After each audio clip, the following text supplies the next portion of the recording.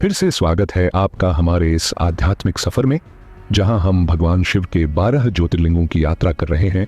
आज है इस पवित्र यात्रा का तीसरा दिन और आज हम पहुंचे हैं मध्य प्रदेश के उज्जैन में स्थित महाकालेश्वर ज्योतिर्लिंग की पावन भूमि पर। महाकालेश्वर एक ऐसा ज्योतिर्लिंग जिसे स्वयं महादेव ने प्रकट किया, एक ऐसा धाम जहां काल भी भगवान शिव के आगे नतमस्तक हो जाता है। क्या आप जानते हैं कि यह एकमात्र ऐसा ज्योतिर्लिंग है जो दक्षिण मुखी है? और क्या आप जानते हैं कि यहाँ की प्रसिद्ध भस्म आरती क्यों इतनी महत्वपूर्ण है? बहुत समय पहले उज्जैनी नगरी धर्म और वेदों के ज्ञान का प्रमुख केंद्र थी। यहाँ के लोग नित्य शिव की आराधना करते थे, यज्ञ हवन होते थे और चारों ओर आध्यात्मिकता का प्रकाश फैला था। लेकिन तभी इस पवित्र भूमि पर दैत्य वदूषण ने हमला कर दिया। यह राक्षस इतना क्रूर था कि उसने संपूर्ण नगर में वेद शास्त्रों का पाठन और भगवान शिव की पूजा पर रोक लगा दी।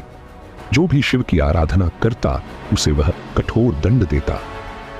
नगर भय और अंधकार में डूब चुका था, लेकिन कुछ भक्तों ने अपना विश्वास नहीं छोड़ा। इन्हीं भक्तों में से एक था एक वृद्ध ब्राह्मण परिवार जो किसी भी परिस्थिति में भगवान शिव की उपासना नहीं छोड़ सकता था। वे हर दिन महादेव की पूजा करते, भजन गाते और प्रार्थना करते कि भगवान उन्हें इस संकट से बचाएं। जब दैत्य दूषण को इस परिवार के बारे में पता चला तो उसने अपनी सेना को भेजकर पूरे परिवार को मारने का आदेश दिया।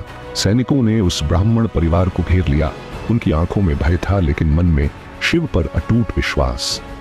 तभी अचानक धरती कंपन करने लगी, आकाश में गूंज उठी एक महाशक्ति की गर्जना, बिजली कड़कने लगी, चारों ओर तेज आंधी चलने लगी और एक तेजस्वी प्रकाश पुंज उस स्थान पर प्रकट हुआ। वह कोई और नहीं, स्वयं भगवान महाकाल थे। उनकी जटाओं से अग्नि की लपटें निकल रही थीं, त्रिशूल की नोक से विद्युत प्रवाहित हो रही थी और उनकी तीसरी आंख के तेज से संपूर्ण वातावरण जल उठ रहा था। दैत्य दूषण और उसकी सेना भयभीत हो गई, लेकिन अहंकार में डूबे राक्षस ने भगवान को ललकारा। भगवान महाकाल ने केवल एक गर्जना की और उसके कंपन से ही पूरी सेना ध्वस्त हो गई।